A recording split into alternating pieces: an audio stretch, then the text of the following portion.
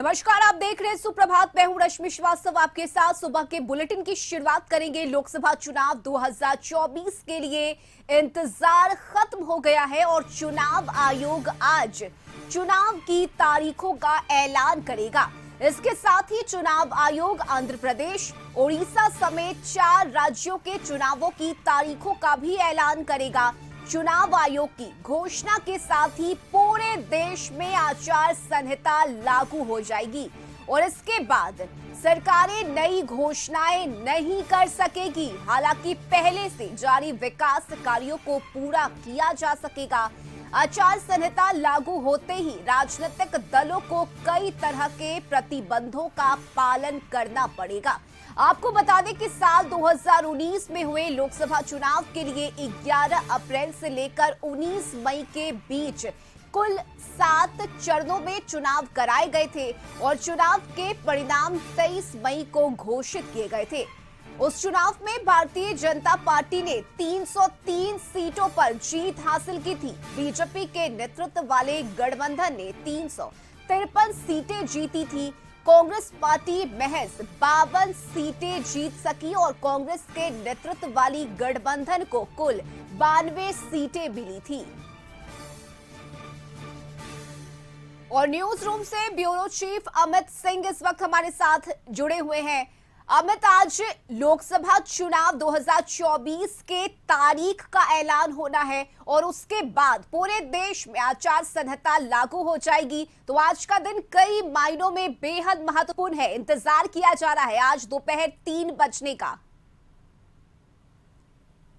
बिल्कुल रश्मि, और तमाम जो राजनीतिक दल के लोग हैं, जो सियासी पार्टियां हैं, सभी इंतज़ार कर रहे हैं। उनकी धड़कनें बढ़ गई होंगी क्योंकि जैसे जैसे चुनाव का काउंटडाउन शुरू होने वाला है तो अब इंतज़ार इस बात का है कि 3 बजे जब प्रेस कॉन्फ्रेंस इलेक्शन कमीशन करेगा तो कितने चरणों में चुनाव होगा इसका ऐलान भी होगा, कब से चुनाव होगा इसका ऐलान होगा और किस तरीके से इलेक्शन कमीशन के प्रेस कॉन्फ्रेंस के बाद तैयारियां जोर पकड़ लेंगी। जो राजनीतिक दल के जो नेता है वो अपने अपने क्षेत्र में कूच कर जाएंगे और इस बीच में अभी तक सीट बंटवारा नहीं हुआ है तो आनन फानन में लोग सीट बंटवारे में लग जाएंगे। आज भी कई दोनों गठबंधन में बैठकें चल रही है, मैराथन बैठकें चल रही है कि किसी भी तरह से सीट का बंटवारा हो सके। बहुत सारे पेच फंसे हैं, लेकिन महत्वपूर्ण ये है कि जब 3 बजे प्रेस कॉन्फ्रेंस इलेक्शन कमीशन करेगा तो किस तरीके से कितने चरणों में चुनाव होंगे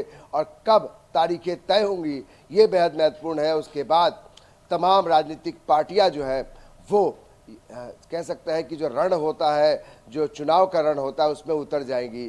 तो काफ़ी महत्वपूर्ण है कि 3 बजे प्रेस कॉन्फ्रेंस में सब कुछ का खुलासा हो जाएगा। और उससे पहले रश्मि, आपने कहा था ना कि जो लोग जो सरकारें हैं वो पहले से सारी घोषणाएं जो है वो कर रहे हैं। तो आप देखिए, ठीक एक दिन पहले जब चुनाव आयोग प्रेस कॉन्फ्रेंस आज कर रहा है, एक दिन पहले मुख्यमंत्री नीतीश कुमार ने 108 यानी शतक का एजेंडा जो है उस पर मुहर लगा दी। पहली बार इस तरीके से देखने को मिला है कि मुख्यमंत्री नीतीश कुमार ने इतनी सारी सौगातें जो है लोक लुभावन जो कैबिनेट की बैठक में जो एजेंडों पर मुहर लगाई है, उस पर सबसे महत्वपूर्ण जो 4% जो डीए है, महंगाई भत्ता है, वो बिहार के सरकारी राजकर्मियों को एक तरीके से तोहफा दिया है रमजान और होली के मौके पर। तो हम कह सकते हैं कि आज चुनाव आयोग की जो तारीखों का ऐलान करेगा उससे पहले सारी सरकारें जो केंद्र हो या फिर राज्य सरकारें हैं वो अपने अपने वोटरों को, अपने क्षेत्र के लोगों को खुश करने की कोशिश में लगे हैं, क्योंकि जब तारीखों का ऐलान हो जाएगा उसके बाद आप कोई घोषणाएं नहीं कर सकते हैं। तो ये बेहद महत्वपूर्ण है कि सारी राजनीतिक पार्टियों की नज़र जो है वो 3 बजे टिकी हुई रहेगी कि 3 बजे इलेक्शन कमीशन का जो प्रेस कॉन्फ्रेंस होता है उसमें क्या कुछ होता है। और जो 2019 लोकसभा चुनाव में 7 चरणों में चुनाव हुए थे, तो ये भी कयास लगाए जा रहे हैं कि 6 से 7 चरणों में इस बार भी चुनाव होंगे। लेकिन अब इंतजार करना होगा क्योंकि काउंटडाउन शुरू हो गया है और दोपहर 3 बजे रस्मी प्रेस कॉन्फ्रेंस करेगी इलेक्शन कमीशन की टीम और उसमें सब कुछ का खुलासा हो जाएगा। बिल्कुल बिल्कुल अमित, पिछली बार 7 चरणों में चुनाव हुए थे, लेकिन इस बार की अगर बात की जाए तो जब चुनाव आयोग अलग अलग राज्यों के दौरे पर गई, राजनीतिक दलों से मुलाकात हुई, तो उस दौरान बैलेट पेपर और ईवीएम की भी बात उठी कि ईवीएम में गड़बड़ी होती है तो बैलेट पेपर से वोटिंग होनी चाहिए। और जो 7 चरणें हैं इसमें इसे कम किए जाने की बात भी कही गई है कि कम से कम चरणों में चुनाव हो जाए, इस तरह की बातें भी राजनीतिक दलों की तरफ से कही गई है। बिल्कुल रश्मि, तमाम जो राजनीतिक पार्टियां हैं, खासकर जो इंडिया गठबंधन के लोग हैं, वो चाहते हैं कि कम से कम चरणों में चुनाव हो। हालांकि सारी राजनीतिक पार्टियों की तरफ से अलग अलग राय दी गई थी, लेकिन महत्वपूर्ण है कि जो आपने ईवीएम के बारे में चर्चा किया, तो बार बार जो पिछले बार भी लोकसभा का चुनाव हुआ था तो उसमें कांग्रेस ने बड़ा मुद्दा उठाया था कि ईवीएम की गड़बड़ी जो है वो कहीं ना कहीं उनके परिणाम जो उनके खिलाफ आए थे उसमें बड़ी भूमिका उसकी थी। लेकिन चुनाव आयोग ने इसका स्पष्टीकरण भी दिया था। लेकिन फिर से एक बार ये उंगली उस तरफ उठती है कि जब वो चुनाव परिणाम उनके विपरीत आते हैं, जिन राजनीतिक पार्टियों के खिलाफ आते हैं, तो लोग इस तरीके से जो नेता है वो आरोप लगाते हैं कि ईवीएम में कुछ गड़बड़ी है जिसकी वजह से इस तरीके के परिणाम आए। हालांकि इलेक्शन कमीशन हो या फिर कोर्ट भी इस बात को पुष्ट कर चुका है कि इस तरह की कोई गड़बड़ी अभी तक नहीं देखी गई है। लेकिन कई शिकायतें जो है वो चुनाव आयोग तक गई हैं और जिस तरीके से चुनाव आयोग ने तमाम राज्यों में घूमकर लोगों से राय ली, राजनीतिक पार्टियों से राय ली, जो चुनाव प्रक्रिया से जुड़े हुए लोग हैं उनसे राय ली गई थी, तो उससे तमाम रायों को एक साथ तमाम जो लोगों की जो बताए गए थे कि क्या कुछ उसमें चीजें नहीं की जा सकती हैं।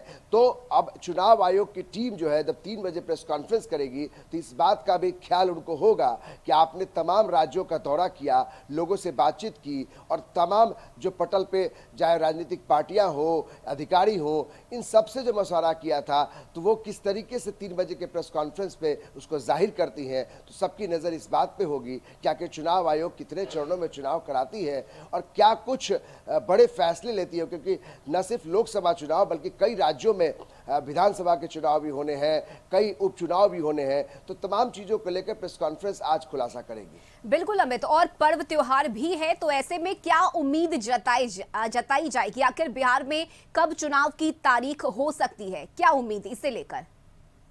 देखिए, पिछली बार भी अप्रैल में चुनाव हुए थे और मई के पहले यानी कि मई के आखिरी हफ्ते के पहले गठन हो जाना है, तो उससे पहले परिणाम आ जाते हैं।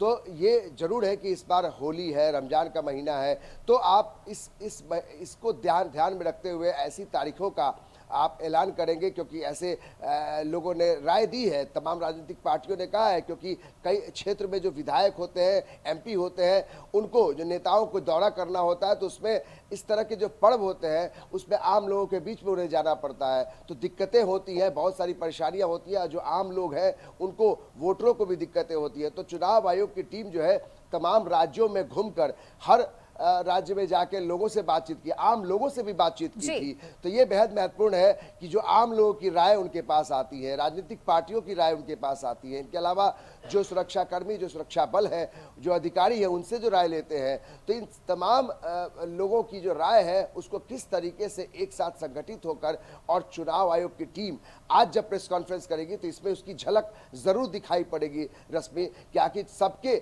हितों का ध्यान रखना है और चुनाव का जो वोट है उसका प्रतिशत बढ़ना चाहिए।